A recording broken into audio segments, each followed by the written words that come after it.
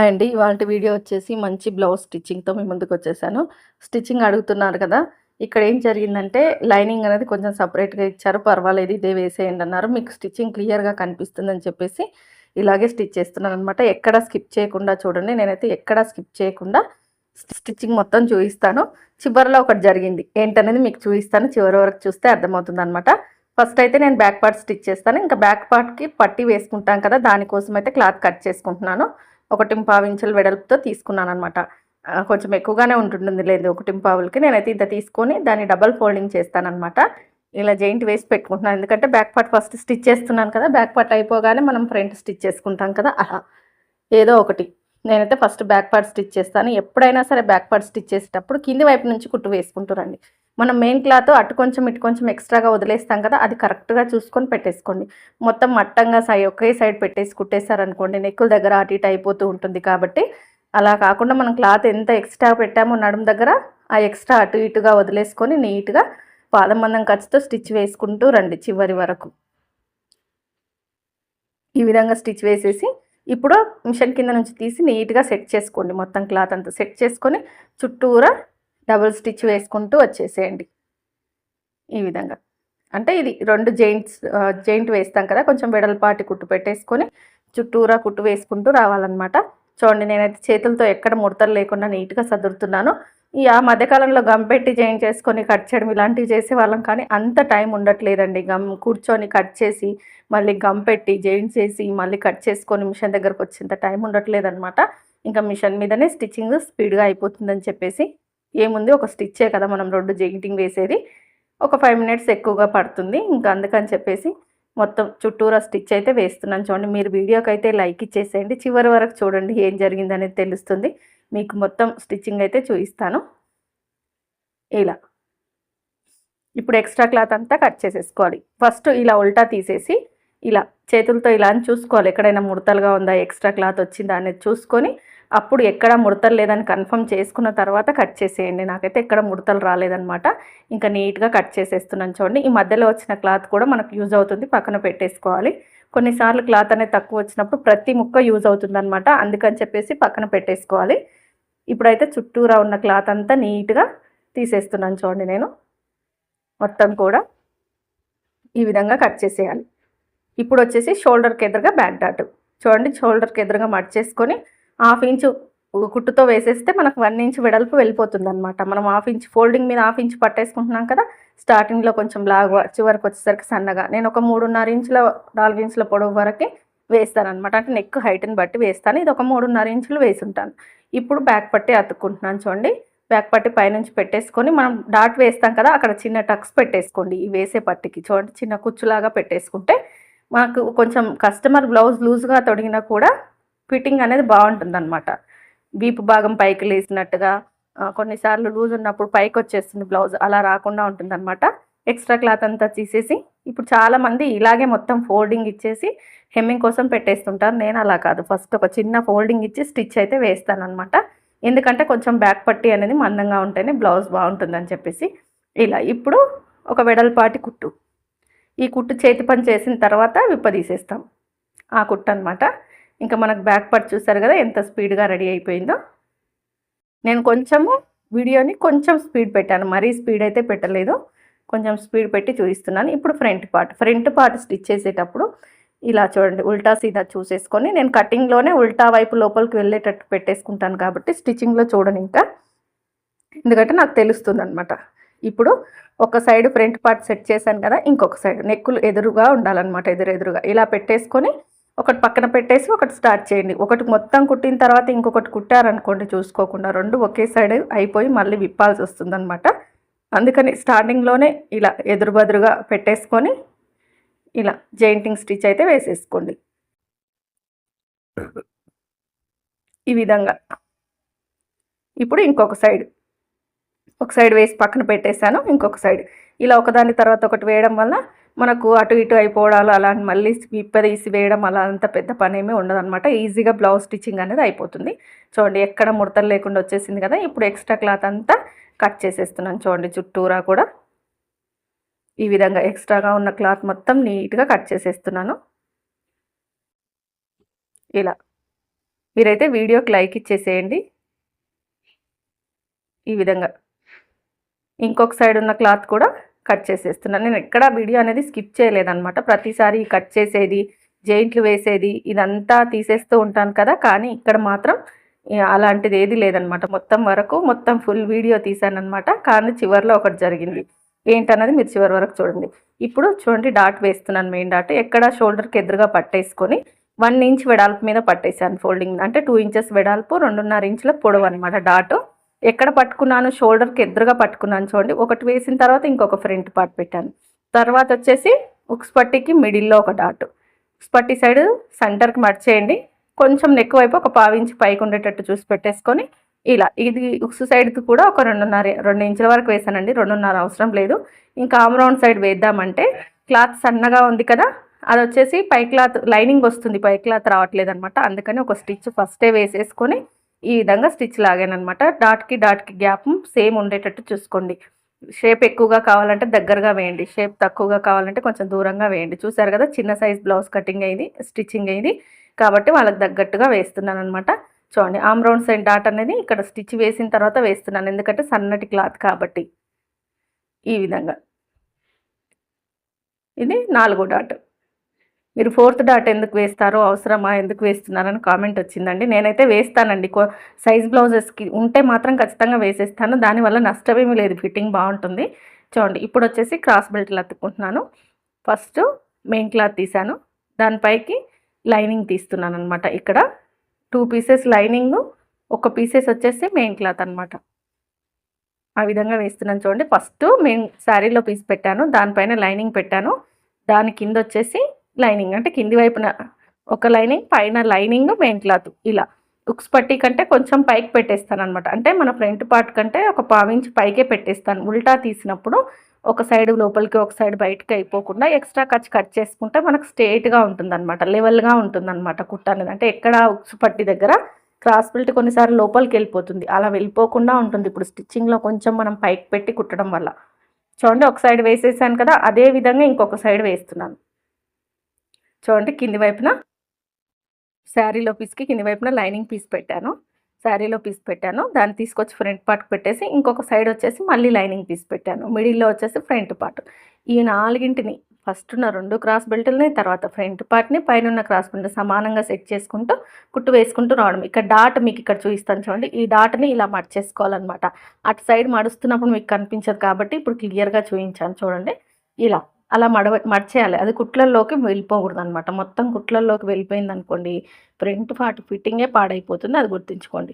ఇప్పుడు మనం వేసేసాం కదా, కుట్టు వేసిన తర్వాత ఇలా ఓపెన్ చేసేసుకొని ఎక్స్ట్రాగా ఉన్న క్లాత్ మొత్తం కట్ చేసేయండి. ఇలా మొత్తం కూడా ఎక్స్ట్రా క్లాత్ అంతా కట్ చేసేయండి. చూడండి, సైజ్ తీసుకొని చెక్ చేసుకుంటున్నాను, ఎంత ఖర్చుల్లోకి పట్టుకోవాలనేది చూస్తున్నాను అనమాట. ఇక్కడ చూసేసుకొని ఎంత ఖర్చు పెట్టాలనేది చూసి అంతే ఖర్చులోకి పట్టేసుకొని స్టిచ్ వేసుకుంటూ రావాలి. చూడండి, ఈ విధంగా నేను ఇప్పుడు చెక్ చేశాను కదా, నాకు ఒక 1/2 ఇంచ్ పైన పట్టేసుకుంటే సరిపోతుంది అనమాట.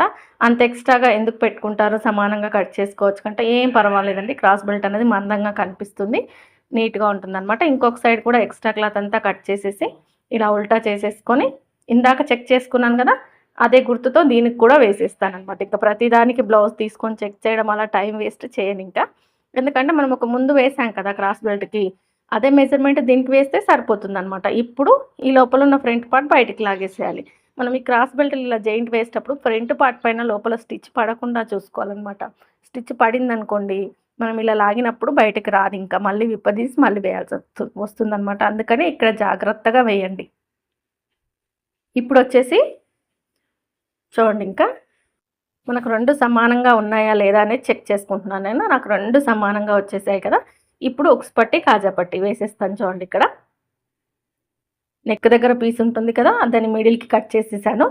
అలాగే శారీలో పీస్ తీసుకుంటున్నాను. చాలామంది కాజా పట్టికి వచ్చేసి లైనింగ్ పీస్ ఒకటే వేసేస్తారు, లేదంటే శారీలో పీస్ ఒకటే వేసేస్తారు. అది కరెక్ట్ కాదు. శారీలో పీస్ సన్నగా ఉంటుంది కాబట్టి దానికి ఖచ్చితంగా లైనింగ్ యాడ్ చేసి వేయాలన్నమాట. లైనింగ్ ఒకటే వేస్తే కూడా, లైనింగ్ ఒకటి కూడా వేయొచ్చు, కానీ ఎప్పుడు మన క్లాత్ లేనప్పుడు లైనింగ్ ఒకటి వేయొచ్చు. ఇక్కడ క్లాత్ ఉంది కదా, అందుకని చెప్పేసి శారీలో పీస్ తీసుకొని దాని కింద లైనింగ్ పీస్ పెట్టేసి కాజా పట్టి లెఫ్ట్ సైడ్ అనమాట. కాబట్టి కింద నుంచి వస్తుంది కుట్టు చూడండి. కింద నేను తీసుకున్న 2 పట్టీలు అంటే మెయిన్ క్లాత్, లైనింగ్ క్లాత్ కింద పెట్టేసుకొని వేస్తున్నాను చూడండి. కింది నుంచి వచ్చేది కాజా పట్టీ. ఈ పట్టీ అనేది పై వైపుకి మనకు ఎక్స్ట్రాగా 1 ఇంచ్ వస్తుందనమాట. పైనుంచి లోడింగ్ స్టిచ్ వేశాను. తర్వాత పైనున్న ఎక్స్ట్రా క్లాత్ మడిచేసుకొని ఇలా ఫస్ట్ ఒక ఫోల్డింగ్ ఇచ్చి స్టిచ్ వేస్తున్నాను చూడండి. పై క్లాత్ లోపలికి మడిచాను, మళ్ళీ అంచులు లోపలికి మడిచేసుకున్నాను. ఎక్స్ట్రా దారాలంతా కట్ చేసేసుకొని నేను ఇక్కడ మిషన్ కాజాలో వేస్తున్నానండి. నాకు ఇబ్బంది అయిపోతుందనమాట. అంటే హెమ్మింగ్ చేసేవాళ్ళు ప్రతి దానికి చేతి కాజాలు వేయమంటే వేయట్లేదనమాట. ఇంకా సైజ్ బ్లౌజ్కి ఎలా ఉందో చూస్తానన్నమాట నేను. చూసి వాళ్ళకు మిషన్ కాజాలు ఉంటే మిషన్ కాజాలు వేసేస్తాను. చేతి కాజాలు పర్టికులర్గా అడిగిన వాళ్ళకి చేతి కాజాలు పెడతానన్నమాట. ఒకవేళ సైజ్ బ్లౌజ్కి ఉంటే చేతి కాజాలు వేస్తాను. ఇలా చేతి పనితో ఇబ్బంది అయిపోయి ఇలా వేస్తున్నానన్నమాట. చూడండి 5 ఉక్సులు వచ్చేటట్టు వేసుకోవాలి. పైన వేసే కాజా కొంచెం కిందికి వేయాలి. ఎందుకంటే మనం నెక్ పట్టి వేస్తాం కదా, అందుకని. ఇప్పుడు వచ్చేసి ఉక్స్ పట్టి పైనుంచి వస్తుంది చూడండి. 2 ఇంచెస్ మిడల్ క్లాత్ని మిడిల్కు మడిచేసాను కదా, ఇప్పుడు పైనుంచి స్టిచ్ వేస్తున్నాను. ఇప్పుడు లోడింగ్ స్టిచ్ ఈ విధంగా కింద ఎక్స్ట్రా క్లాత్ అంతా కట్ చేసేసుకొని చూడండి ఇలా లోపలికి ఫోల్డింగ్ ఇచ్చేసి మొత్తం మడిచేస్తున్నాను. చూడండి ఈ విధంగా మొత్తం ఫోల్డింగ్ ఇస్తున్నాను. ఎక్కడ ముడత అనేది రాలేదు చూడండి ఇలా. ఇప్పుడు ఈ ఉక్స్ పట్టి కాజా పట్టి 2 సమానంగా ఉన్నాయా లేదా అని చెక్ చేసుకోవాలి. చూడండి నీట్గా ఇలా పెట్టేసుకొని ఇలా చెక్ చేసుకుంటే చూస్తున్నారు కదా, ఉక్స్ పట్టి ఎంత పావించి కూడా లేదు, కొంచెం మాత్రమే ఎక్స్ట్రా ఖర్చు అంత మాత్రం తీసేసాను. ఇప్పుడు షోల్డర్ జాయింటింగ్ చేసేస్తున్నాను చూడండి. బ్యాక్ పార్ట్ పెట్టేసుకొని ఈ విధంగా షోల్డర్ జాయింటింగ్ చేసేసుకోవాలి నీట్గా. ఫస్ట్ స్ట్రేట్ కుట్టు వేయాలండి. తర్వాత వచ్చేసి కొంచెం నెక్ వైపు స్లోప్ ఉండేటట్టుగా వేసేసుకోవాలి. అప్పుడు షోల్డర్ అనేది జారదనమాట. ఇది డీప్ నెక్ ఉన్న వాళ్ళకి మామూలుగా అయితే మామూలుగా వేసేసుకోవచ్చు. చూడండి ఇలా ఎక్స్ట్రా ఖర్చులన్నీ కట్ చేసేసుకొని ఇప్పుడు నెక్ పట్టి వేస్తున్నాను చూడండి. నెక్ పట్టికి ఎప్పుడైనా సరే పైపింగ్ వేసిన నెక్ పట్టి వేసిన క్రాస్ ముక్కలు తీసుకోండి. ఇక్కడ నేను క్రాస్ ముక్కలు తీసుకుంటున్నాను అనమాట. 1.5 ఇంచులు వెడల్పుతో తీసేసుకొని ఇలా స్టిచ్ వేసేసి జెయింట్ వేసుకుంటున్నాను. ఈ ముక్కలన్నిటినీ కూడా ఈ విధంగా జెయింట్ వేసేసుకోవాలి. నాకు ఇది ఈ 4 ముక్కలు అయితే సరిపోతుందనమాట. చిన్న సైజ్ కాబట్టి నెక్కి సరిపడా తీసుకోవాలన్నమాట. ఇప్పుడు చూడండి లెఫ్ట్ సైడ్ నుంచి చూస్తున్నారు కదా, ఇక్కడ ఫస్ట్ సైజ్ బ్లౌజ్ తీసుకొని ఇలా వేసేటప్పుడు ఒకసారి సైజ్ బ్లౌజ్ నెక్ తీసుకొని చెక్ చేసుకోండి. ఏమైనా ఎక్కువ తక్కువలు అవుతాయి. ఒక్కొక్కసారి ఎక్కువ అవుతుంది. ఎక్కువైనప్పుడు బ్లౌజ్ పొడవు చెక్ చేసుకోవాలి మనం. బ్లౌజ్ పొడవు ఎక్కువ ఉండి ఎక్కువైంది అనుకోండి, షోల్డర్ పైన కొంచెం పైకి కుట్టు వేసేసుకుంటే సరిపోతుంది అనమాట. బ్లౌజ్ పొడవు ఉన్నప్పుడే. బ్లౌజ్ కరెక్ట్గా ఉండి నెక్ ఎక్కువగా వచ్చిందంటే మనం కటింగ్లో మిస్టేక్ చేసినట్టు. అలాగే తక్కువైపోయింది అనుకోండి, ఒకవేళ వీప్ భాగంలో క్లాత్ ఎక్కువగా ఉంటే అక్కడ కట్ చేసుకోవచ్చు. అంటే కొన్నిసార్లు మిస్టేక్స్ ప్రతి ఒక్కరికి జరుగుతాయి. నాకైతే అన్నీ సమానంగా వచ్చేసాయి కాబట్టి ఇంకా నేను నెక్ పట్టి వేసేస్తున్నాను చూడండి. స్టార్టింగ్ నుంచి పాదం మందం ఖర్చుతో ఇలా నేనైతే పై క్లాత్ లాగట్లేదు, కింది క్లాత్ లాగట్లేదు. 2 సమానంగా పెట్టేసుకొని సేమ్ ఖర్చు మెయింటైన్ చేస్తూ మిషన్ కిందికి క్లాత్ను పంపిస్తున్నాను అంతే. ఇది మాత్రం అస్సలు లాగకూడదు చూడండి. నెక్ దగ్గర లాగేశారంటే నెక్ షోల్డర్ జారిపోతుంది అనమాట. మీరు ఎంత బాగా కుట్టినా కూడా కస్టమర్ షోల్డర్ జారుతుందంటే ఇక్కడ నెక్ దగ్గర ఏమైనా సాగదీసి కుట్టు వేస్తున్నారేమో చూడండి. చాలామంది బిగినర్స్ నేర్చుకునే వాళ్ళు ఏం చేస్తారంటే క్లాత్ని పట్టి గట్టిగా లాగి పట్టేసి కుట్టు వేస్తూ ఉంటారనమాట. అలా అస్సలు బ్లౌజ్ స్టిచ్చింగ్లో మొత్తానికి అసలు అలా అస్సలు పట్టకూడదు. అలా పట్టేశారంటే ఆ బ్లౌజ్ వేసుకున్న తర్వాత ముడతలుగా అవుతుందన్నమాట. చూడండి ఇప్పుడు పైన క్లాత్ ఎక్స్ట్రా లోపలికి మడిచేసుకొని మనం ఖర్చు ఉంది కదా, ఆ ఖర్చు పైనుంచి ఈ లైనింగ్ క్లాత్ని ఇలా ఫోల్డింగ్, నేను చూస్తున్నారు కదా ఎలా ఫోల్డ్ చేసి స్టిచ్ వేస్తున్నానో అలా లూజ్గా పట్టుకోకూడదు. ఎలా అంటే ఇటువైపు క్లాత్ లైనింగ్ క్లాత్ ఉండకూడదు అనమాట. మంచిగా టైట్గా పట్టేసుకొని కుట్టు వేసుకోవాలి. అలా అని చెప్పేసి లాగకూడదు. క్లాత్ టైట్గా పట్టాలి, లూజ్ వదలకుండా. ఈ విధంగా స్టిచ్ వేసుకుంటూ రావాలి చివరి వరకు మొత్తం కూడా ఇలా. ఇప్పుడు ఎక్స్ట్రా క్లాత్ అంతా కట్ చేసేయాలి. చూడండి ఈ పైన ఉన్న ఎక్స్ట్రా ఇలా లోపలికి ఫోల్డింగ్ ఇచ్చి మనం ఇలా ఎమ్మింగ్ చేస్తాం కాబట్టి అది లోపలికి వెళ్ళిపోతుంది. ఇప్పుడు లోపల ఉన్న ఖర్చు అంతా నీట్గా కట్ చేసేయాలి. ఇది కట్ చేసేటప్పుడు మాత్రం జాగ్రత్తగా కట్ చేయండి. మీరు చూసుకోకుండా దబదబామని కట్ చేశారనుకోండి, కింద ఉన్న నెక్ వచ్చేసి దీంట్లో పడిపోతుంది. చేసిన కష్టం అంతా వృధా అవుతుంది. బిగినర్ చేసే మిస్టేక్ ఇదే. ఓన్లీ మనం లైనింగ్ క్లాతే కట్ చేయాలి కాబట్టి సీజర్ని మెల్లగా చూసుకొని జరుపుతూ నీట్గా కట్ చేసుకుంటూ రండి. ఇక్కడైతే కట్ చేసేసాను. ఇక్కడ ఎక్స్ట్రా ఖర్చులు ఉన్నాయి కదా క్రాస్ బెల్టుల దగ్గర, అవి కూడా తీసేసుకొని ఇప్పుడు చూడండి ఇలా ఎక్స్ట్రా ఖర్చు అంతా తీసేస్తున్నాను. ఇక్కడ నేను తీసేసిన తర్వాత హ్యాండ్స్ వేసే ముందు 2 బ్యాక్ పార్ట్ ఫ్రంట్ పార్ట్ ఇలా సైడ్ వైపున సమానంగా పెట్టేసుకొని ఏమైనా హెచ్చు తగులుంటే తీసేయండి. ఇవన్నీ చూసుకోవాలి కంపల్సరీగా. స్టిచ్చింగ్లో కొంచెం అటు ఇటు ఉంటుంది కాబట్టి ఇలా కింద సమానంగా పెట్టేసుకొని ఇలా నీట్గా సెట్ చేసుకొని ఏమైనా హెచ్చు తగ్గులు ఉంటే మాత్రం తీసేయండి. ఎందుకంటే ఉక్స్‌పర్ట్ సంక కింద ప్లేస్ గుర్తు రావట్లేదు అని చెప్తూ ఉంటారు కదా! దీనివల్లనే అనమాట. ఇప్పుడు వచ్చేసి నేను హ్యాండ్స్ ఇది అన్‌లోడింగే చేస్తున్నానండి. ఎందుకంటే బార్డర్ వచ్చింది కదా! మనకు మడిస్తే సగం బార్డర్ వరకు పోతుంది. ఒక ముప్పావు బార్డర్ వెళ్ళిపోతుంది. బ్లౌజ్ లుక్ పోతుంది కాబట్టి నాకు కొంచెం ఖర్చు పడుతుందండి.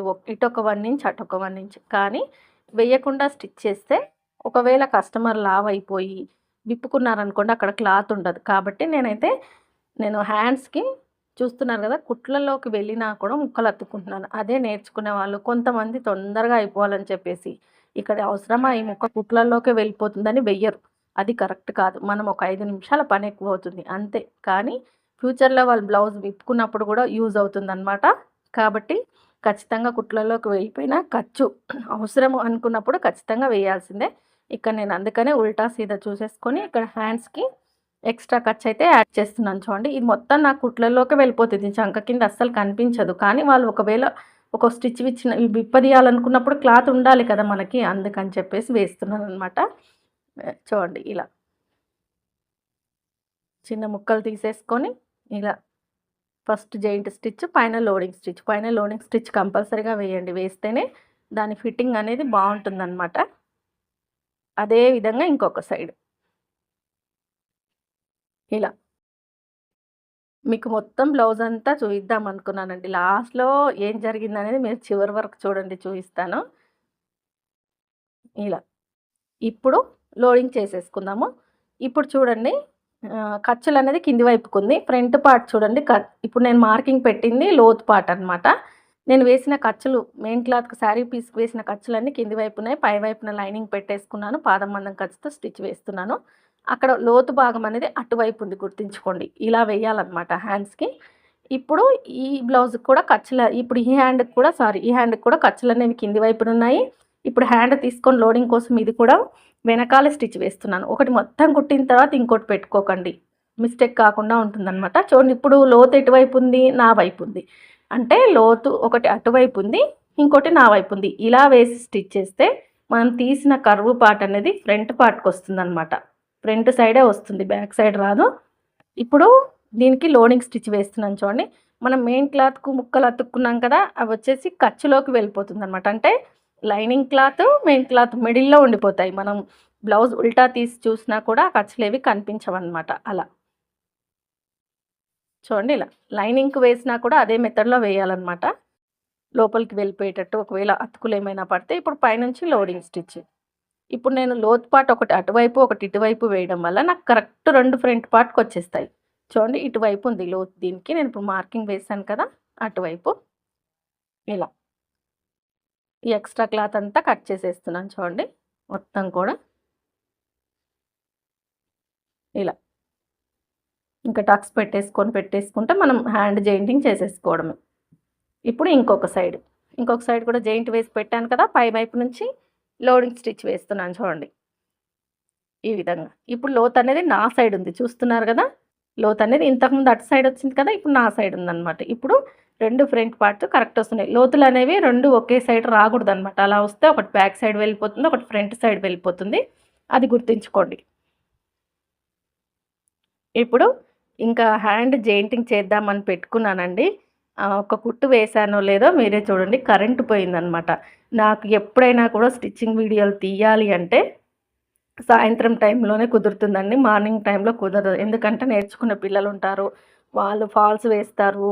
ఇంకా పిల్లలకు చూయించాలి. ఏదైనా కట్ చేస్తే నాకేదైనా హెల్ప్ చేస్తుంటే నేను కూడా వాళ్ళకి డౌట్స్ వస్తూ ఉంటాయి. అవన్నీ క్లియర్ చేస్తూ ఉండాలి. ఎవరో ఒకరు వస్తూ ఉంటారు. ట్రైపాడ్ నేను నా పక్క నుంచే నడుస్తూ ఉంటాం అవతల షాప్‌లోకి, ఇవతలకి కాబట్టి నేను అక్కడ ట్రైపాడ్ పెట్టి డే అంతా తీయలేను. సాయంత్రం టైంలో పెట్టుకున్నానండి. 6:30కి అలా ఈ బ్లౌజ్ స్టిచ్చింగు. నేను స్టిచ్ చేస్తుండగానే 7 అయిందో లేదో చూడండి హ్యాండ్ జాయింటింగ్ వేసేసాను కదా! షోల్డర్ దగ్గర పెట్టేసుకొని ఇంకా సైడ్ జాయింట్‌లో ఇంకొక హ్యాండ్ చూయిద్దామనే లోపల కరెంట్ పోయిందండి. అది సంగతి. అందుకే నేను మొత్తం స్టిచ్చింగ్ అయితే చూయించలేకపోయాను. నెక్స్ట్ టైం సైడ్ జాయింట్లు ఎలా ఇప్పుడు చూడండి సైడ్ వైపున చెక్ చేసుకుంటున్నాను కదా! ఇలా చెక్ చేసుకోండి హ్యాండ్ ఒక కుట్టు వేసిన తర్వాత. ఇప్పుడు నాకు ఫ్రంట్ పార్ట్ కొంచెం ఎక్స్ట్రాగా ఉంది ఒక పక్కకి. అది ఈ కుట్లల్లో పట్టేసి వేయాలన్నమాట. ఇంకా నేను సైడ్ జాయింట్లు హ్యాండ్స్ ఎలా జాయిన్ చేసుకోవాలనేది రేపటి వీడియోలో చెప్తానమాట. ఇంకొక బ్లౌజ్ కుడతాను కదా, దాంట్లో సేమ్ ఇదే విధంగా వేస్తాం కదా, అదే విధంగా చూపిస్తాను. ఇక్కడైతే నాకు కరెంట్ పోయిందండి. కరెంట్ పోవడం వల్ల నేను ఇంకా సైడ్ జాయింట్లు, సైడ్ కుట్లు చూపించలేకపోయాను. మీకు ఈ వీడియో నచ్చుంటే లైక్ చేయండి, సపోర్ట్ చేయండి, సబ్స్క్రైబ్ చేసుకోండి. వీడియో చూస్తున్న ప్రతి ఒక్కరికి థ్యాంక్ యూ సో మచ్. చూస్తున్నారు కదా, కరెంట్ అయితే పోయిందనమాట. నా మిషన్ లైట్ కూడా ఆఫ్ అయిపోతుంది చూడండి విత్ ఇన్ సెకండ్స్లలో. నచ్చితే లైక్ చేయండి.